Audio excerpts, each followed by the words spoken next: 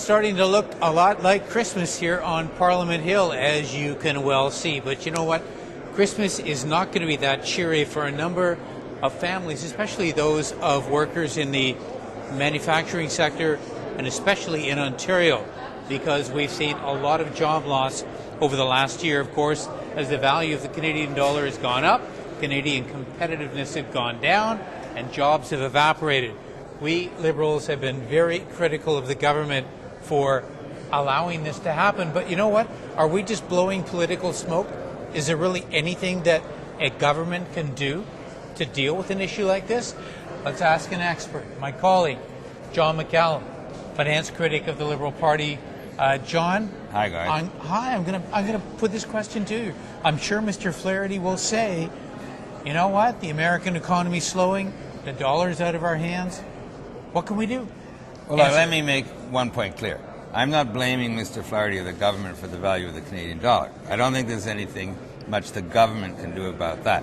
The question is, what do you do in response to that for all those job losses? And we've had a lot of job losses already, but those are just the tip of the iceberg to what's going to come in the next 6 to 12 months if the dollar stays high. And all of the witnesses that we heard, the industrialists and tourism industry people at the Finance Committee, all agreed that we've only seen a small amount compared with what's there down the road. The premiers get it. They want a First Minister's meeting on the subject.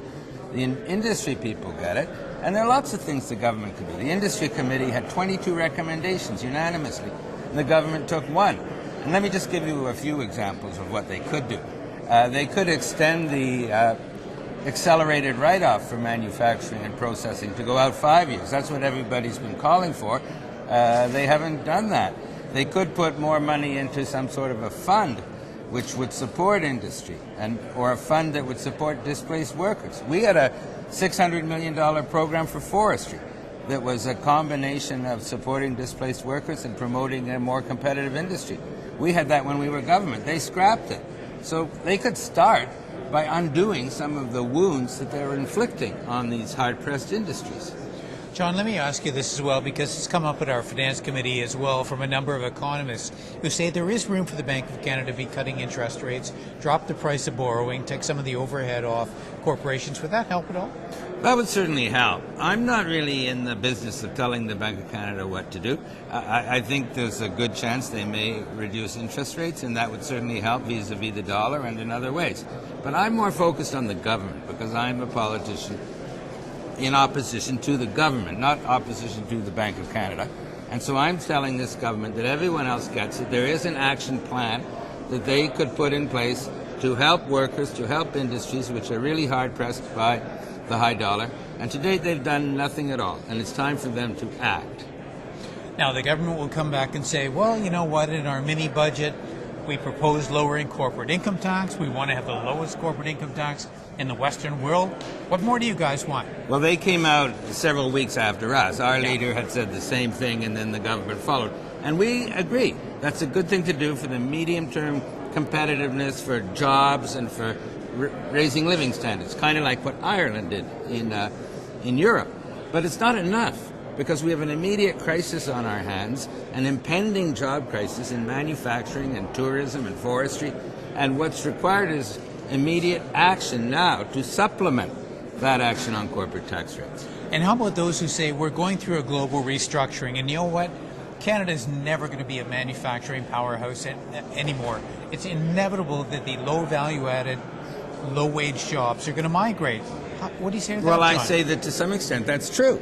And it's been happening for a number of years throughout the Western world, with India, with China, with low-cost labor in other places, with outsourcing, with Mexico.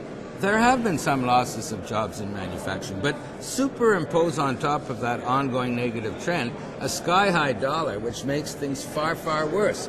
So we are not going to totally change global trends, but we can put in place measures which would help our industry to remain competitive and help workers who lose their jobs to get retrained and adjusted so that they could find other jobs. Last question. Some people argue that this government doesn't get it. By cutting the GST, by cutting consumption tax, it may actually spur more consumption, more sales, create more retail inflation, put more pressure on the Bank of Canada, or at least make it more difficult for it to drop rates, and probably throw some gasoline on the fire of the Canadian currency.